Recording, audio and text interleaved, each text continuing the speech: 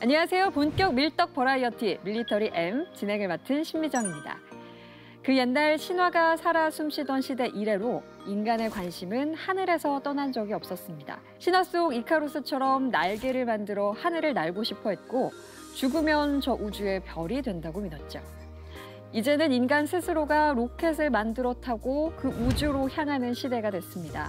우주 공간을 비행할 수 있는 추진기관을 지닌 비행체를 뜻하는 로켓은 연료를 태워 분출함으로써 그 반동력으로 상공을 향해 날아갑니다.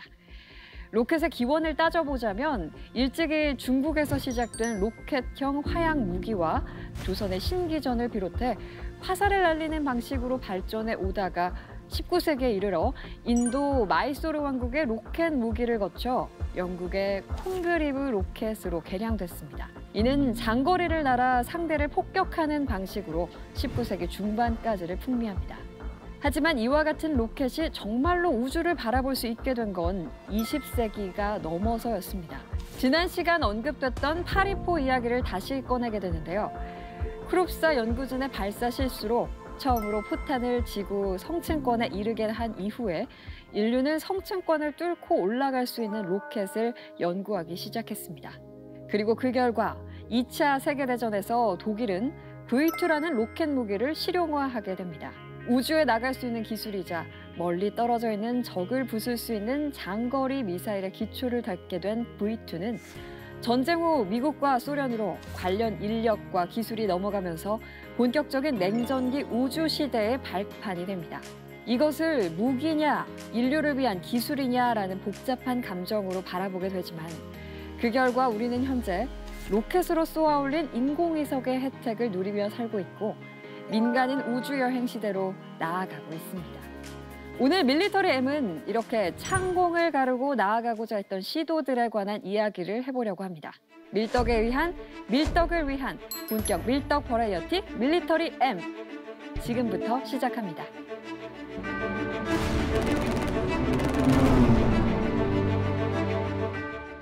본격 밀떡 버라이어티 밀리터리 M 한장님 팬더님 오늘도 안녕하세요. 네, 안녕하십니까. 오늘 유난히 더 반가운 느낌인데 오늘 주제가 로켓이라고 했잖아요. 그렇죠. 근데 제가 아까 오프닝에서 얘기를 했지만 로켓 이름이 조금 생소합니다. 콩그리브 로켓 뭔가요?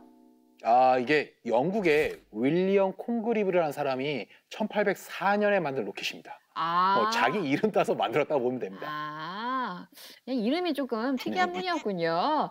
이름이 좀 특색이 있는 만큼 진짜로 특색 있는 활약을 어떻게 좀 하셨을까요? 이건 특색을 넘어서 역사에 기록된 로켓들 중에서는 가장 유명한 로켓 중 하나입니다. 그러니까 미국 국민들은 싫든 좋든 간에 이 로켓을 한 번쯤은 입에 담은 기억이 있을 테니까요. 그건 또 무슨 소릴까요? 미국 국가 그 1절의 클라이막스 부분에 이런 말이 나와요.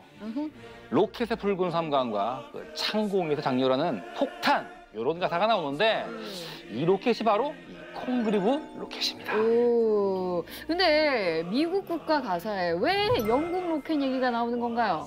이게 좀 사정이 있습니다. 1812년에 미국과 영국이 전쟁을 시작합니다. 근데 흔히 1812년 전쟁이라고 하는데 이 전쟁이 한참 진행되던 1814년에 미국의 맥케니 요새를 향해 영국군이 로켓 공격을 시작합니다. 로켓 공격? 네. 이걸 본 프란시스 스코키가 시를 하나 짓습니다. 시요? 예. 맥케니 요새의 방어전이라는 시였는데 이 시를 기반으로 곡을 붙인 게 지금 미국의 국가가 됩니다. 새벽의 여명에 꿋꿋이 버티고 있는 넓은 줄무늬와 빛나는 별들이 치열한 전투 가운데 성벽 위에 나부끼고 있네. 정말 애국심이 진짜 절절 흘러나오게 만드는 명곡이었죠. 동해물과 백두산이 요즘 표현으로 치자면은 국뽕이라는 말? 바로 그거죠. 국뽕이 차오르는 그런 심정이었겠네요. 그분들도. 네. 미국 입장에서는 애국심 정말 풍부하게 품고 이야기해 볼만 하지만 사실 영국 입장에서는 콩그리브 로켓을 그렇게 쐈는데 요새를 결국에는 함락을 못한 거잖아요. 그렇죠. 로켓의 성능이 별로였다. 이런 의미 아닐까요? 예, 그건 좀 아닙니다. 아닌가요? 네. 당시 영국군이나 미국군 양쪽 다 거의 피해를 입지 않았습니다. 그러니까 영국군도 더 이상 공세를 이어나갈 수 없다고 판단하고 재빨리 퇴각했었고요. 이와 별개로 콩그리브 로켓은 나름 뭐 19세기 초반 영국군의 주요 병기였었고 나폴레옹 전투에서는 빠지지 않고 등장한 녀석이었습니다. 영국군 내부에서도 평가도 상당히 좋았고요. 뭐 우리 영국이 피시앤칩스 말고는 음식이 별로다. 뿐만 아니라 온갖 좀 별로 안 좋은 건 영국에서 나온다라는 말도 사실 있는데 여기서도 또 한 번 증명이 되는 셈일까요? 이걸 엄밀히 말씀드리자면 영국제가 아니라 뭐 인도제라고 볼 수가 있죠. 인도? 아니 왜 갑자기 왜 가만히 있는 인도는 왜요? 이게 조금 사연이 있는데요. 영국이 28세기부터 인도를 본격적으로 점령하려고 했을 때 끝까지 저항했던 나라가 있었습니다. 바로 마이소르 왕국이죠. 이 당시 인도는 굉장히 작은 소국으로 나눠져 있는 상태였는데 이 마이소르가 남인도의 최강 국가였습니다. 당시 영국의 동인도 회사가 이 마이소르 왕국을 표적으로 삼았는데 이 마이소르에는 영국이 모르는 그 비밀 병기가 있었던 거죠.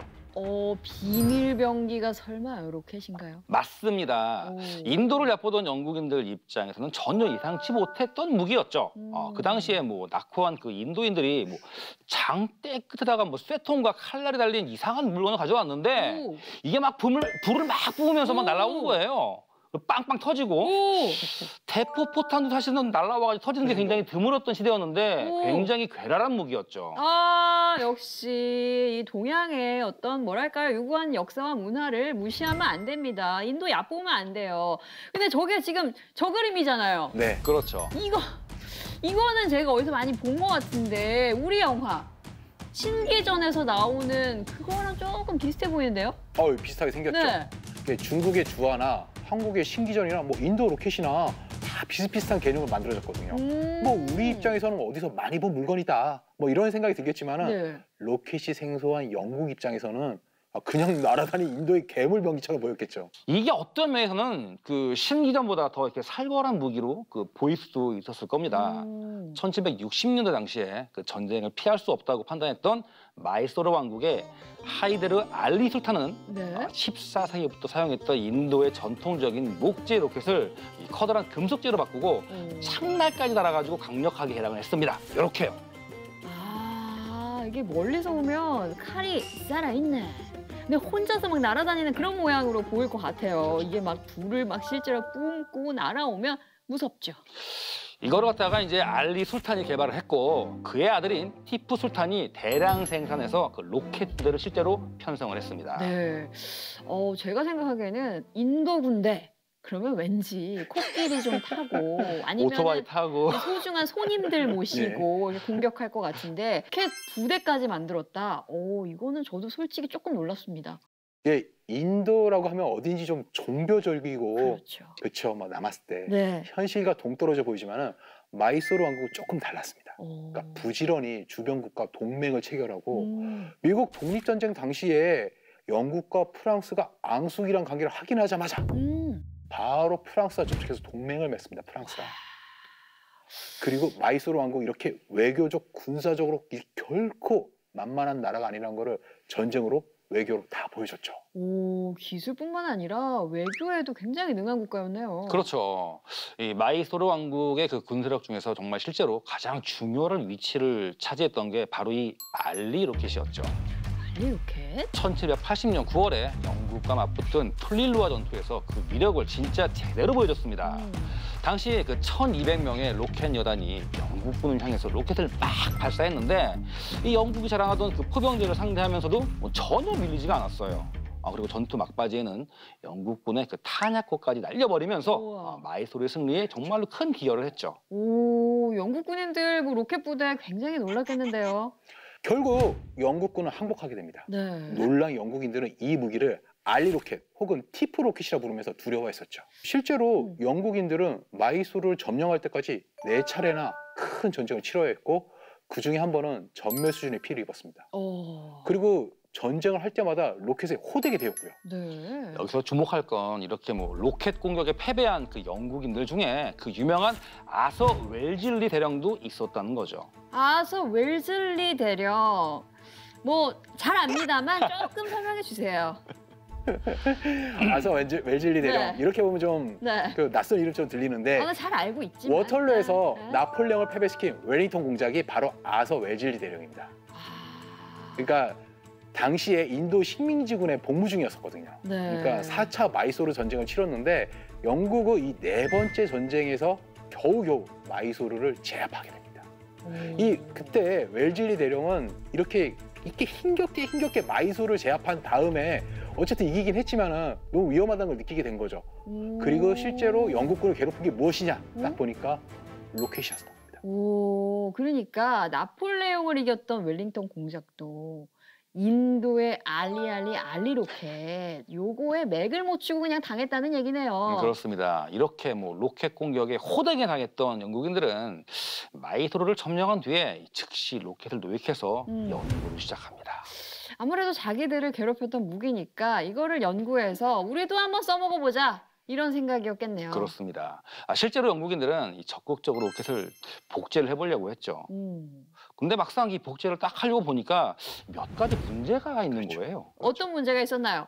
일단 당시 발전을 거듭하던 야포에 비해 사거리가 그렇게 길지 않았어요. 그리고 조금 크게 만들면 되긴 했지만은 그러면 대포보다 훨씬 많은 화약이 필요했기 때문이죠. 당시에 나폴레옹 군대도 훈련할 때 총에 부싯돌 대신에 나무 조각을 끼워놓고 격발 훈련을 할 정도로 화약값이 비쌌습니다. 사정이 그나마 나았던 영국 정도나 돼야지만 실탄 사격을 한번 할 정도였는데 이런 시절에 대량의 화약을 하늘에 막 날려버리는 무기를 만드는 게 아무리 영국이라도 좀 부담스럽겠죠. 그랬겠네요. 뭐 그럼에도 불구하고 이 로켓이란 물건이 날아가서 터지거나 이 불을 지르는 능력만큼은 포탄보다 좀 좋은 편이었죠. 그래서 이 한 발 한 발 뭐 원하는 대로 쏘는 대로 잘 날아가 주기만 하면은 약간 값이 비싸도 아마 사용을 했을 겁니다. 그런데 문제가 뭐냐면은 이게 날아가는 도중에 포탄보다 훨씬 심하게 바람의 영향을 받아가지고 엉뚱한 데로 날아간다는 게 문제였죠. 이 로켓에 엄청난 비밀이 숨어있던 게 아니고 일단 문제가 있었네요. 근데 그러면 인도 그 마이소르 왕국 사람들은 도대체 그 문제를 어떻게 극복하고 로켓을 사용한 건가요? 아주 간단했습니다. 한 번에 여러 발을 쐈죠. 한 번에 여러 발을 쐈죠. 적에 뭉친 곳에 여러 발을 쏜 겁니다. 동시에. 그래서 그중에 한 발을 맞겠지. 양으로. 100개 던지면 하나는 터지겠지. 그렇죠. 근데 영국도 화약값 때문에 고민을 했다고 하는데 마이소르 왕국 돈 좀 있었나요? 이 마이소르가 초석의 원산지라 화약은 진짜 뭐 넘쳐났죠. 그랬구나. 그 시대 화약, 그러니까 흑색 화약이죠. 네. 흑색 화약을 만들었으면 질산칼륨 75%에 숯 15% 그리고 황이 10% 이 비율이 흑색 화약의 비율이었거든요. 네. 여기서 가장 중요한 게 뭐였을까? 75%를 차지하는 질산칼륨이죠. 질산칼륨? 이게 바로 화약의 주 원료였는데 초석은 질산칼륨 무기질 결정이었어요. 그러니까 초석이 자연 산출되는 곳이 바로 마이소르 왕국이었었던 거죠. 그러니까 19세기에 남미에서 초석 광산이 발견되기 전까지 세계 최대의 초석 생산지가 어디였다? 인도. 자원부자였구나. 그렇죠.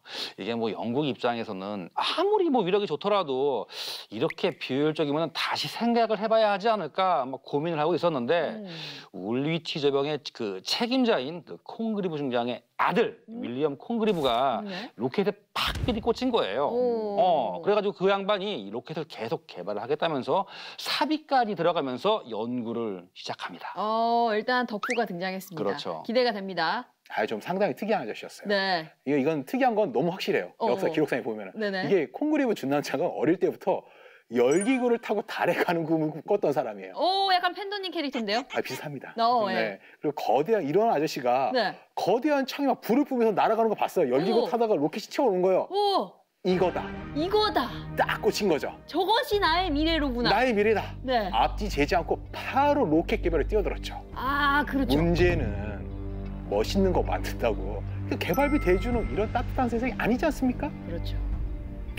그렇죠. 밀리터리 세상. 그렇죠. 돈이 문제죠, 돈이. 네. 그래요. 밀리터리 M을 진행하면서도 사실 우리 역사 속에서 무시할 수 없는 존재라는 걸 제가 많이 배웠습니다. 콩그리브 씨는 그래서 어떻게 예산을 따낸 건가요? 가장 중요한 거는 화약 소모를 감수하더라도 로켓이 아주 사용할 만한 가치가 있다. 이것만 입증하면 되는 거였었어요. 그렇죠. 이때 콩그리브가 꺼내든 비장의 카드. 나폴레옹이었습니다. 나폴레옹? 예산 항목이 그러면 예산 항목 너희들이 나에게 투자할 이유 땡땡 나폴레옹 이렇게 썼나요? 정답입니다. 정말요? 네. 근데 그거 어떻게 하셨어요? 그래요? 그래요? 저 얘기 좀 해보세요. 예, 네. 사실인데요. 네. 영국은 나폴레옹이랑 지금 막 지금 치고받고 싸우는 상황이니까 의회에 가서 나폴레옹 이거 한 마디 딱 쓰면 어떻게 되겠어요? 그래, 야, 해, 연구해, 해, 열심히 해봐, 화이팅! 그렇습니다. 이 나사가 소련을 팔아먹었듯이 이 콩그리브는 나폴레옹을 팔았다 이렇게 보시면 됩니다. 나폴레옹의 그 대군이 쳐들어온다면은 넓은 면적을 뭐 한꺼번에 제압할 수 있는 로켓 병기가 꼭 필요하다 뭐 이렇게 뭐 주장을 한 거죠.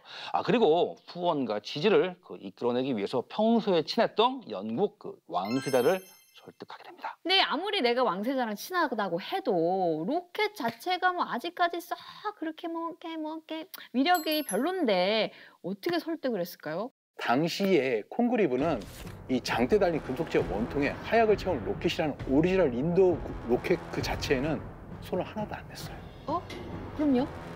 대신에 크기를 용도별 그리고 크기별로 이렇게 세분화시켜가지고 전용 발사대를 만들고 어떤 상황에서 로켓이 얼마나 날아가는지 정밀한 상속표를 만들어가지고 불필요한 하향 낭비를 줄이는 방향으로 개선해 나간 겁니다. 똑똑하네요. 그렇죠. 그리고 뭐 목표를 굉장히 대군, 병력이 많은 대군이나 움직이지 못하는 요새 또 뭐 넓은 도시로 한정을 한다면은 대포를 충분히 보완할 수 있을 만한 훌륭한 무기가 될 거라고 굉장히 크게 어필을 했습니다. 영국 해군이 혹할 만한 이게 MS를 톡톡톡 이렇게 친 거예요. 이게 뭐라고 이렇게 MS를 쳤냐면은 이게 조그만 보트에도 이렇게 쏠 수 있어. 우리 괜찮아. 그렇게 이렇게 약을 친 거죠. 이제 조그만 배가 뭐 얼마나 조그만 배고 어떤 의미가 있을까요? 이게 일반적인 포 같은 경우는 크고 무거워도 작은 배에 싣기가 어려웠었어요. 그렇죠. 반동도 반동이지만은 이게 가라앉히기가 너무 무거우면. 그렇죠. 그런데 로켓은 반동도 거의 없고 로켓 자켓도 별로 무겁지가 않아요. 그러니까 그런데도 사정거리는 대포랑 비슷비슷하죠. 이걸 어필한 거죠. 그러니까 우리가 작아도 배가 작아도 요거 실어도 문제 없다. 그렇죠. 뒤집히지 않는다. 그러니까 큰 배라면은 여러 발을 싣고 마구 난사를 해도 되고 말이죠. 그러니까 황제가 난 나폴레옹이 언제 영국 본토를 노릴까? 그거 어떻게 막아야 될까? 영국 사람은 언제든지 수표측을 꺼내는 준비가 돼 있었어요. 근데 나폴레옹을 딱 적어놓은 거죠. 뭐 그런 식으로 콩그리브는 1805년 최초의 영국제 군용 로켓 시연에 성공을 합니다.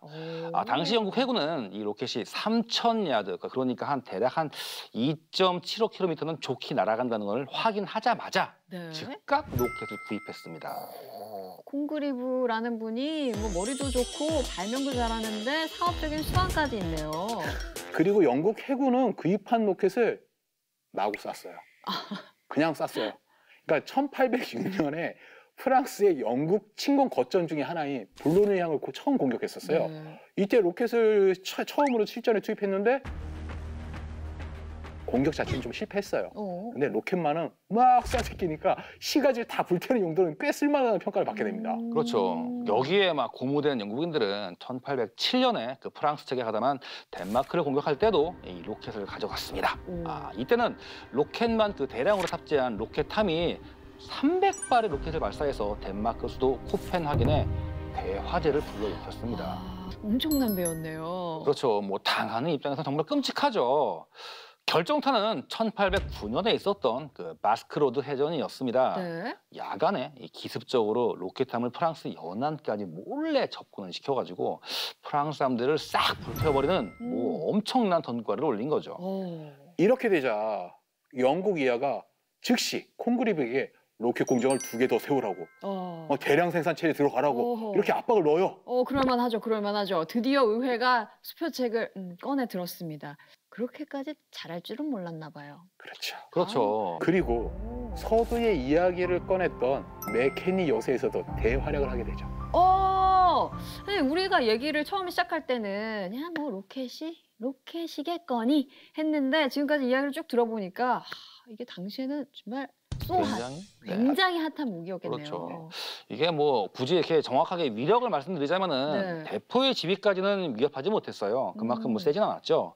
하지만 이 지상을 공격할 때는 빼놓을 수 없는 필수 아이템으로 등극을 했죠. 1816년에 알제에 있는 그 해적 기지를 공격을 할 때도 2,500발의 로켓을 날렸을 정도니까 당시에 영국 해군이 지상에 있는 목표물을 공격한다 싶으면은 무조건 로켓을 챙겨갔다 이렇게 보시면 됩니다. 요즘 쓰는 우리들의 로켓의 약간 선조 느낌? 이겠네요. 뭐 직계 선조는 좀 아니죠. 아, 그렇군요. 직계는 아니라고요? 예, 그 당시에는 뭐 대포 기술이 뭐 급격히 발전해서요. 폭으로 장전하던 전장식에서 포 뒤를 열어 장전한 후장식으로 변하고 발사 속도가 월등히 빨라집니다. 네. 탄의 비행을 안정시키는 강성과 반동을 흡수하는 복자기가 개발되고 무연화약이 도입되면서 사거리도 훨씬 늘어나게 됩니다. 포탄의 위력도 강해지죠. 그러니까 포 자체도 이러면서 커지게 됐고 이렇게 포 기술이 발전하게 되면서 값비싸고 하약 소모량 많은 로켓은 자연스레 뒤로 밀려나게 되죠. 아, 그렇군요. 콩그리브 그냥 좋다 말았네요. 우리가 기껏 만들어가지고 조금 이게 좀 대중화되려나 했는데 대가 이렇게 끊긴 것 같은데. 부정확하긴 해도 여러 발의 그 규격화된 로켓을 발사해서 그 넓은 면적을 제압한다는 기본 원리 자체는 1차 대전 이후에 그 소련에서 다시 한번 주목을 받게 됩니다. 네. 그 유명한 카츄샤 다연장 로켓포의 선조라 볼 수가 있죠. 이런 다연장 로켓의 개념은 2차 세계대전 중에 여러 나라로 퍼져나갔고 지금까지도 다양한 형태로 사용되고 있습니다. 오늘 좀 이렇게 로켓의 역사를 살펴보면서 예전이나 뭐 지금이나 신무기 개발에는 언제나 첨단 과학 기술이 필요하구나라는 생각이 당연히 따라옵니다. 사실 뭐 무기의 발전이 과학의 발전을 이끌었다 이렇게 볼 수도 있죠. 그렇네요. 점점 이게 무기로 보는 전쟁사가 재밌어지는데 오늘 무기와 전쟁사 로켓에 대한 이야기 나눠봤고요. 이어서 본격 총에 대한 심층 분석 토크를 이어갑니다.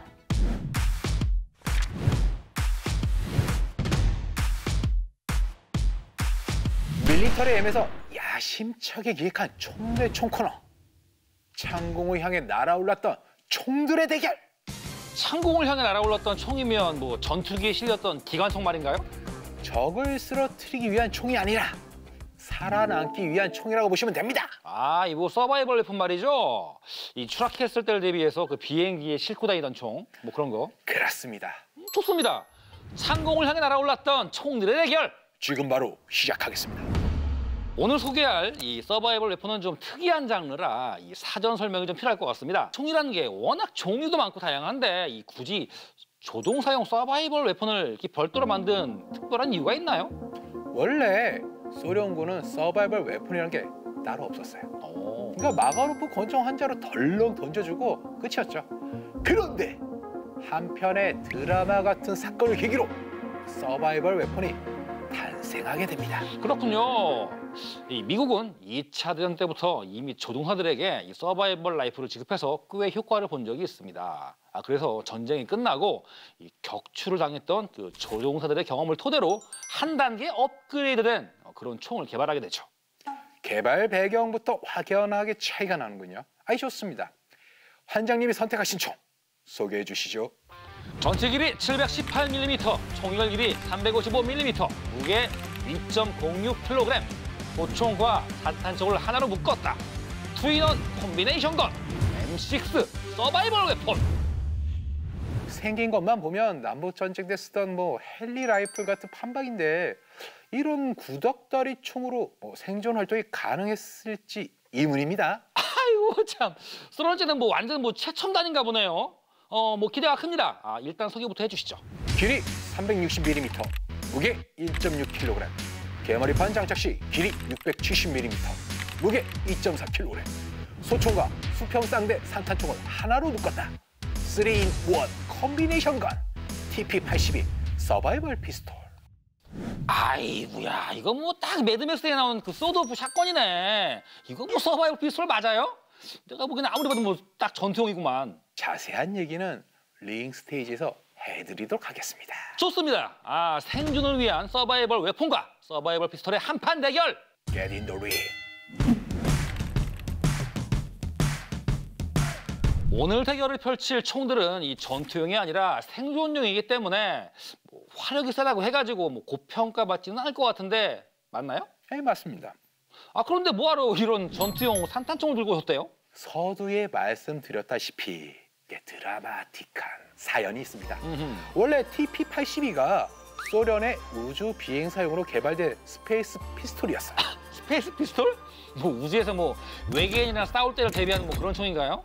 인류가 우주에 처음 진출했을 당시엔 외계인이 적이 아니라 지구인이 적이었죠. 그러니까 미국과 소련 간에 치열한 우주 경쟁을 벌였지 않습니까? 뭐 그랬죠. 우주 경쟁 초기만 해도 소련이 미국을 앞서 나갔습니다. 그러니까 인류 최초의 유인 우주 비행부터 인류 최초의 우주 유역까지 모두 소련이 성공시켰죠. 그렇죠. 뭐 최초의 우주 비행은 유리 가가린이 했고 최초의 우주 여행은 뭐 누가 했나요? 알렉세이 레오노프라는 위대한 우주 비행사였습니다. TP-82를 탄생시킨 장본인이기도 하죠. 아, 이건 뭐 흥미진진하네. 아니 어쩌다가 우주 비행사가 그런 총을 개발하게 된 거죠? 이게 좀 배경 설명이 필요합니다. 이분이 1965년에 보스워드 2호를 타고 우주로 날아가서 그 유명한 우주 유영에 최초로 성공한 우주 조종사였어요. 근데 우주 유영을 마치고 우주선에 들어오다가 우주복이 에어록에 끼는 참사가 벌어집니다. 거의 죽을 뻔했었죠. 기적적으로 우주선에 복귀하는 데 성공을 했죠. 그런데 지구로 돌아오는 과정에서도 우주선에 문제가 생깁니다. 자동 착륙 장치가 고장이 나서 비상 착륙을 시도했는데 하필이면 우랄 북부의 눈 덮인 소나무 숲에 착륙한 거죠. 아이고야, 이거 뭐 거기 뭐 완전히 뭐 오지에 떨어진 거네요. 그런 와중에 숲속에서 불곰까지 툭 튀어나온 거야. 아니 뭐 그쪽 동네에선 불곰이 뭐 애완동물 아닌가요? 완전 바꿔왔겠네. 아이, 그건 길들였을 때 얘기고. 비상용으로 가지고 왔던 그 마가로프 권총을 쐈어요. 다행히도 곰이 총소리에 놀라가지고 달아나는 바람에 목숨을 건졌죠. 또 어떻게 했어 그래가지고? 비상 착륙한 지 사흘 만에 구조대에게 발각돼서 알렉세이 레오노프는 소련의 인민의 영웅으로 등극하게 됩니다. 그리고 세월이 흘러 1979년 이 양반이 툴라 조병천을 방문하게 되는 기회가 생깁니다. 아, 그 툴라 조병창이면은 그 마카로프 권총 만든 데 아닌가요? 그렇습니다. 알렉세이 레오노프가 툴라 조병창에 가서 한마디 합니다. 우주 비행사를 지켜줄 수 있는 강력한 서바이벌 웨폰이 필요합니다. 뭐 인민의 영웅께서 뭐 총이 필요하다고 하는데 당연히 만들어야죠. 만들어야죠. 그렇게 해서 뚝딱 이렇게 만들어진 게 TP-82 스페이스 피스톨입니다. 1982년에 발사된 소유즈 T6호를 시작으로 우주 비행사들에게 지급되기 시작했고 2007년까지 쓰였습니다. 1986년부터는 소련 공군 조종사들에게도 지급됐죠. 좋습니다. 그러면 총에 대한 뭐 기본적인 설명 부탁드리겠습니다. 일단 총열이 3개 달려 있습니다. 위쪽에 산탄을 발사하는 활강 총열 2개, 아래쪽에 소총탄을 발사하는 강선 총열이 하나 부착돼 있죠. 그러니까 조작법은 수평상대 산탄 총이랑 아주 비슷합니다. 그러니까 레버를 당겨서 약실을 열어준 다음에 탄을 장전하고 해머를 당겨서 격발하는 방식이죠. 근데 보니까 해머가 2개뿐인데 이 소총탄은 어떻게 쏘나요? 왼쪽 해머가 산탄이랑 소총탄 겸용 해머입니다. 그러니까 총 좌측면에 셀렉터가 있는데 사진처럼 셀렉터를 내린 상태에서 왼쪽 해머를 당기고 방아쇠를 당기면 소총탄이 나갑니다. 셀렉터를 올린 상태에서 쏘면 산탄이 나가죠. 아무튼 뭐 불곰 퇴치가 가능할지는 모르겠습니다만 뭐 아무튼 뭐 든든해 보이긴 합니다. 근데 이 알렉세이 레오노프 이 양반이 본인은 이 총에 대한 뭐 만족을 표시했나요? 물론이죠. 아, 저분이 그 레오노프 본인인가요? 그렇습니다. 아이고야, 뭐 총이 뭐 무겁나 보네. 못 드네. 그러니까 어차피 개머리판 달고 쏘는 총이라 뭐 특별히 문제될 건 없습니다. 그리고 이 개머리판이 조금 특별하죠. 권총 손잡이에서 분리한 다음 커버를 벗기면 이거 뭐야? 마체티가 저기서 왜 나와? 숲에서 나무를 하거나 임시 거처로 사용한 얼음집을 질 때 아주 유용하죠. 총 하나 가지고 못하는 게 없네요. 생존용 총기 중에 이만한 게 없습니다. 자, 그럼 다음 라운드에서 M6를 나눠 분석해 보도록 하겠습니다. 일단 총이 좀 오래돼 보이는데요? 실제로 연식이 꽤 됐죠. 2차 대전 끝난 직후인 1946년부터 개발에 들어간 총입니다. 그리고 1952년부터 1970년대까지 미 공군에서 실제로 사용을 했습니다. 어이구야, 이게 TP-82보다 훨씬 대선배였네. 30년 선배죠. 아, 근데 저렇게 뭐 비실비실하게 이렇게 약하게 야리야리하게 디자인하는 이유가 있습니까? 이거 툭 치면 부러질 것 같은데요? 아, 이게 M6는 이 전투기 조종사 전용으로 만든 총이라 이 비좁은 주동 속에 수납을 하려면은 뭐 최대한 슬림하게 만드는 수밖에 없었죠. 아니 뭐 그럼 차라리 소련처럼 권총을 지급하는 게 낫지 않았을까요? 소련은 서바이벌 웨폰을 이 호신용으로 취급했지만 미국은 이 사냥용으로 취급했습니다. 전투용이 아니라는 거죠. 그래서 2차 대전 당시에 미군 전투기 조종사들에게 지급했던 그 서바이벌 웨폰은 볼트 액션 방식의 M4였습니다. 아, 진짜 이거 뭐 사냥총처럼 생겼네. 아니, 근데 너무 길지 않나요? 이게 이 특별한 도구 없이 분해와 조립이 가능하기 때문에 전투기 조종석이 수납하는 데는 뭐 큰 문제가 없었죠. 그리고 이 접철식 개머리판도 부착이 돼 있기 때문에 조준 사격도 굉장히 쉬운 편이었는데 한 가지 결정적인 문제가 조금 있었습니다. 뭔가요? 제일 만만한 사냥감인 새를 잡기가 어려웠다는 거죠. 그래서 M6에 산탄 총열이 추가로 따라붙은 건가요? 그렇습니다. 그리고 이 M6는 총을 접어서 보관할 수가 있기 때문에 M4보다 훨씬 그 휴대가 간편합니다. 그리고 총이 굉장히 친절해요. 이 뭔 말이냐면은 이 개머리 뚜껑을 열면은 총알을 수납하는 그 구멍이 있기 때문에 탄을 뭐 별도로 뭐 주머니 넣거나 이렇게 뭐 추접스럽게 따로 들이대는 필요가 없습니다. 이야, 이건 좀 머리 좀 썼네요. 조작법이 궁금한데요. TP-82처럼 이 총을 꺾어서 장전하는 그 중절식인데 위에는 22구경탄, 아래에는 탄탄이 들어갑니다. 그리고 해머에 달린 셀렉터를 상하로 왔다 갔다 움직이면서 22구경탄과 산탄을 선택적으로 쏠 수가 있죠. 그런데 투투탄은 너무 약한 거 아닌가요? 맞은 사람이 화내면서 달려든다는 탄인데 이거... 참네. 지금 투투탄을 지금 무시하는 겁니까? 안 되겠네. 일단 뭐 다음 라운드로 넘어가시죠. 투투탄이 워낙 크기가 작다 보니까 이 무시당하는 경향이 있는데 이게 얼마나 잘못된 상식인지 바로잡고 넘어가겠습니다. 투투탄의 정확한 명칭은 22구경 롱 라이플 탄이고요. 편의상 투투 LR탄이라고 부르겠습니다. 일단 이 탄이 명중률이 아주 뭐 끝내줍니다. 25m 속사 권총이나 50m 소총 사격에 쓰일 정도로 굉장히 정교한 탄이죠. 뭐 다람쥐 정도는 충분히 사냥할 수 있겠는데요? 뭘 잘 모르시네. 이게 크기가 작다고 해도 운동 에너지가 200줄 수준입니다. TP-82기에 사용하는 소총탄은 AK-74용 5.45mm 상부탄보다 강력한 5.45mm 40 특제탄입니다. 그러니까 운동 에너지가 1,500줄 수준이라 200kg짜리 멧돼지나 사냥 정도는 뭐 쉽게 쓰러뜨릴 수 있죠. 1,500줄이요? 뭐 별로 세지도 않네. 사실관계를 확실하게 정리해서 말씀드릴게요. 미공군이 사용했던 M6는 투투 LR탄이 아니라 22구경 호넷탄을 썼습니다. 저기 보이는 사진에서 맨 오른쪽이 22구경 호넷탄이죠. 투투탄하고는 뭐 차원이 완전히 다르죠? 무슨 뭐 다단계 로켓처럼 생겼는데요? 운동 에너지는 대략 1,000줄 생각하시면 되고요. 이 M4 서바이벌 라이플부터 사용됐던 굉장히 유서 깊은 서바이벌 탄입니다. 작은 멧돼지나 뭐 염소 정도는 뭐 한 방에 가뿐하게 사냥할 수 있는 그런 탄이죠. 근데 왜 아까 M6 쏘시던 시범 조교님은 왜 투투 LR탄을 쓰셨던데요? 이게 M6가 워낙 인기가 좋아서 이 민수용으로 굉장히 많이 제작이 됐는데 이 민수용 버전은 투투 LR탄을 씁니다. 이유가 뭐냐면은 명중률 좋고 반동이 약하고 결정적으로 이 투투 LR탄이 워낙 저렴합니다. 한 발에 10원이 약간 넘어요. 한 발에 10원? 거의 공짜인데요? 그렇죠. 그리고 이 민수용 M6에 22구경 호넷탄이 필요 없는 결정적인 이유가 있습니다. 410구경 산탄이 투투 LR탄의 그 부족한 위력을 충분히 커버해 줄 수 있기 때문이죠. 410구경이면 산탄 중에서도 제일 작은 거 아닙니까? 그렇죠. 참고로 이 군용으로 지급이 됐던 410구경 산탄은 종류가 이 버드샷밖에 없어가지고 새나 토끼 정도 외에는 잡을 수가 없었어요. 그런데 이 민수용 410구경 산탄 중에는 슬러그탄도 있기 때문에 사슴이나 멧돼지, 심지어 코요테도 한 방에 때려잡을 수 있습니다. 만만하게 볼 총은 아니다, 이거군요. 물론입니다. 바로 이런 다재다능한 실용성 때문에 아직까지도 그 많은 미국인들이 야외에서 M6를 애용한다고 볼 수가 있죠.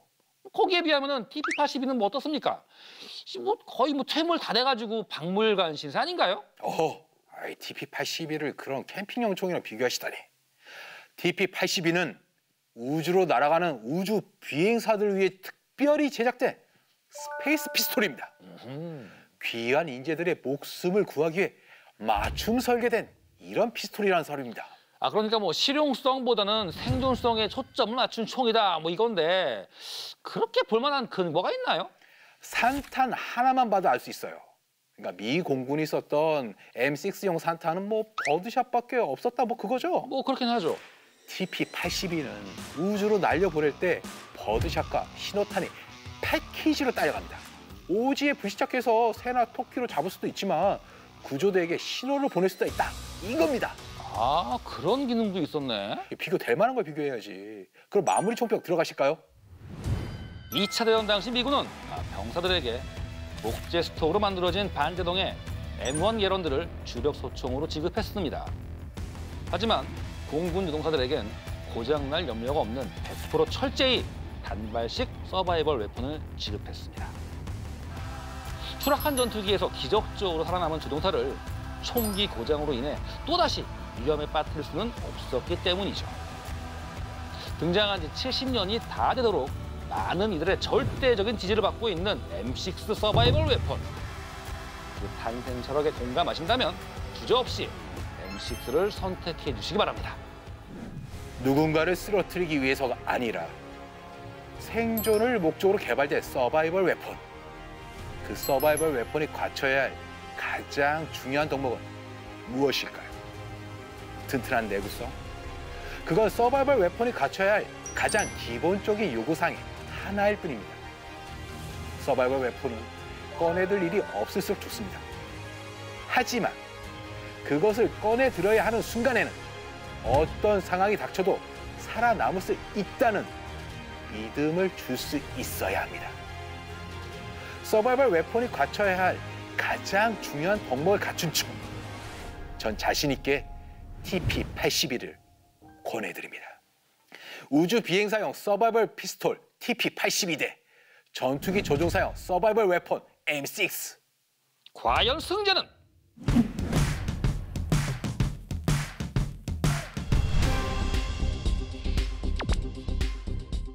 아폴로 계획의 핵심은 세턴 로켓을 개발한 과학자를 비아냥거리는 노래가 인기를 얻고 있어 화제입니다. 이뿐만이 아닙니다. 이 과학자를 주제로 한 영화까지 나오면서 일종의 문화 현상으로 번지고 있는데요. 현장을 취재한 팬더 기자 나와 있습니다. 자, 팬더 기자, 어떻게 된 일인가요? 아폴로 11호를 달에 쏘아 올린 초대형 우주 발사체 세턴 로켓. 이 세턴 로켓을 개발한 폰 브라운 박사를 소재로 한 영화, 음악, 코미디가 유행하고 있습니다. 네. 안타깝게도 이 과학자를 칭찬하거나 응원하는 것이 아니라 비난하고 비꼬는 형태라서 주변을 안타깝게 하고 있습니다. 아폴로 우주 계획을 성공시킨 과학자라면 주변의 칭찬을 들어도 부족한 상황인데 이런 비난을 받는 이유가 뭘까요? 당시 폰 브라운 박사를 미국으로 데려온 OSS 요원과의 인터뷰를 비밀리에 진행했습니다. 네. 인터뷰하면 함께 보시죠. 그건 또 어디서 들으셨대.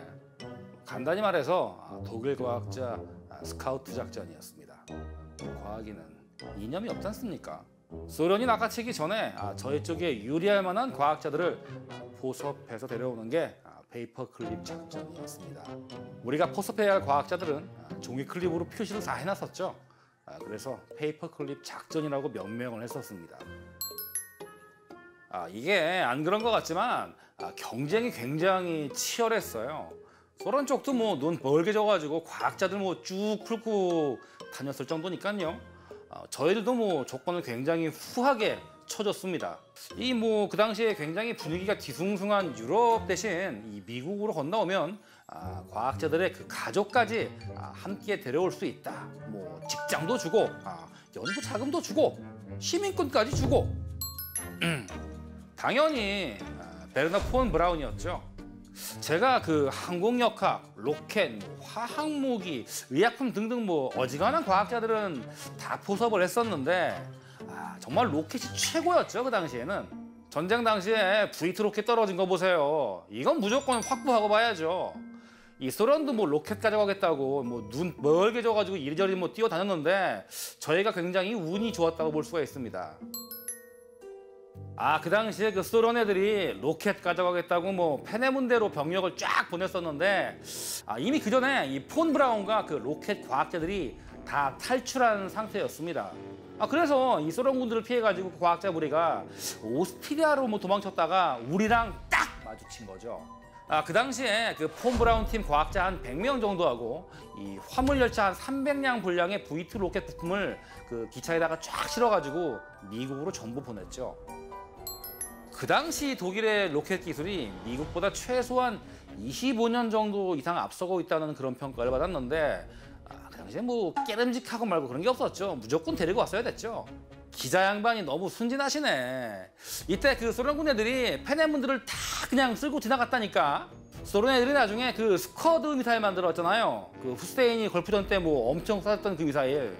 그 북한도 가지고 있는 그 미사일 아시죠? 이게 원조가 V2 로켓이었어요. 그 V2를 복제한 게 소련의 그 R1이었고 이걸 개량한 게 스쿼드 미사일입니다. 이 스쿼드 미사일을 기반으로 해가지고 북한이 만들었던 게 그 노동, 뭐 대포동 이런 미사일들이었죠. 느낌 오시죠? 그러니까 제 말의 핵심은 V2를 단순하게 카피를 뜬 미사일의 성능이 그 정도 나온다 이거죠. 그런데 V2를 만든 그 폰 브라운을 내려오면은 어떻게 되겠어요? 달에 사람을 보냅니다. 달에. 그 25년 격차를 한 번에 그 뛰어넘은 겁니다. 폰 브라운이 그 과거가 뭐 이렇다 뭐 저렇다 뭐 비웃는 사람들이 많이 있는데 진짜 이 폰 브라운이 없었다면은 달에 사람을 죽었다 깨도 데려갈 수는 없었을 겁니다. 2차 대전 당시 영국으로 날아간 V2 로켓의 설계자가 알고 보니 달 탐사 로켓을 만든 거군요. 그리고 알고 보니 나치 친위대 출신이었다. 논란은 있지만 나치 친위대 출신인 건 맞습니다. 그렇군요. 아마 이 부분 때문에 가수들이나 코미디언분들이 비난의 이유를 찾은 게 아닌가 싶은데 부디 원만히 해결되길 빌겠습니다. 나날이 발전하는 우리 환장님의 연기에 일단 한번 감탄하고요. 감사합니다. 네, 이 2차 대전 때 독일의 과학자들을 미국이나 소련이 서로 데려가려고 했다. 이거 사실입니까? 네, 사실입니다. 그러니까 CIA의 전신이 OSS의 주도로 독일 과학자들을 미국으로 데려갔습니다. 그 숫자를 따져보면 대략 한 700여 명이 넘어갔는데 이들 중 상당수가 나치당이나 나치 친위대 출신들이었습니다. 나치당이나 나치 친위대 출신이었다. 그러면 이분들은 전범 재판에 서야 되는 거 아닌가요? 그렇죠. OSS 요원들이 이 전범 기록을 삭제해서 미국으로 이 양반들을 갖다가 무사히 빼내올 수가 있었습니다.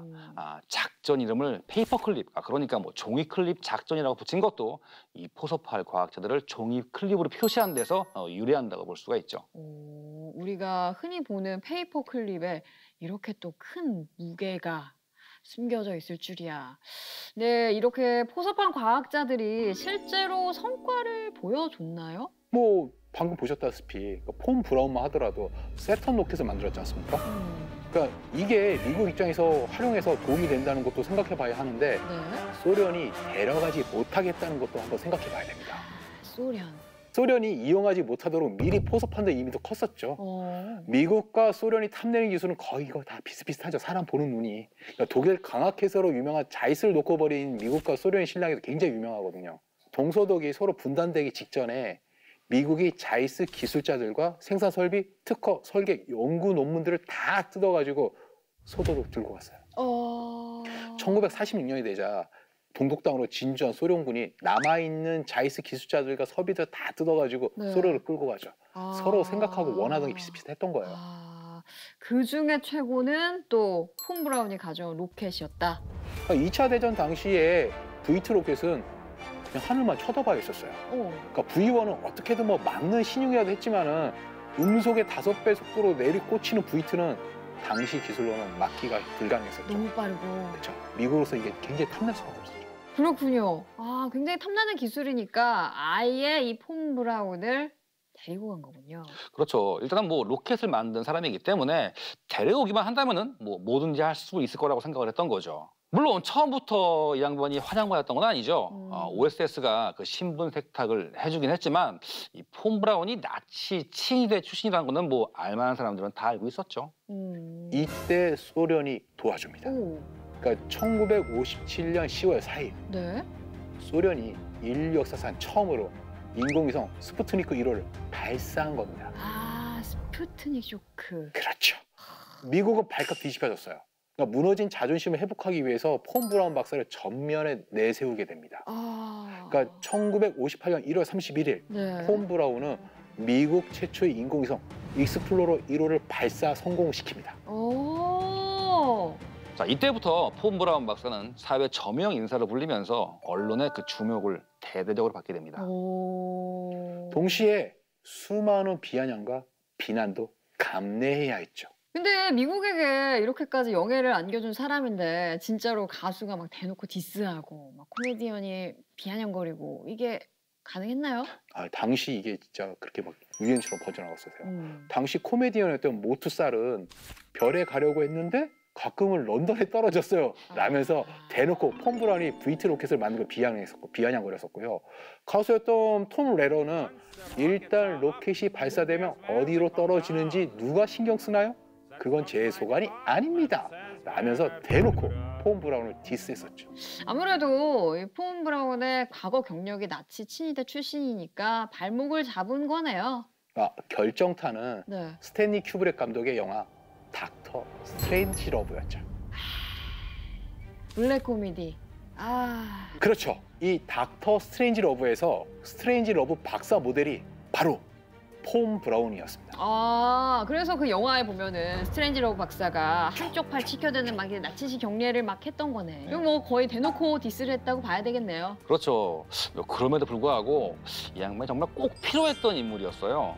당장 뭐 소련과 우주 경쟁을 해야 했고 1960년대가 가기 전에 달에 사람을 보내고 그 사람을 뭐 무사히 지구로 뭐 돌아오게 하겠다고 그 케네디 대통령이 선언을 이미 했던 상황에서 폰 브라운을 쫓아낼 수는 없었죠. 당시 미국은 목숨을 걸었습니다.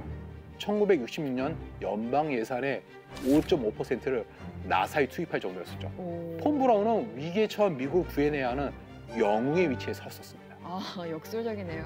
이 폰 브라운 입장에서는 디스로 화도 나긴 나는데 막대한 예산에다가 기대까지 받고 있으니까 누구도 가보지 못한 길을 갈 수 있는 뭐 엄청난 기회다 싶기도 했겠어요. 그렇죠. 결국에 이 양반이 자유의 여신상보다 무려 18m나 더 길쭉한 세턴 5호를 만들어내게 됩니다. 그리고 닐 암스트롱을 고요의 바다에 서게 만들죠. 인류의 발전을 또 과학자분들에게 좀 더 걸어보면서 밀리터리 M.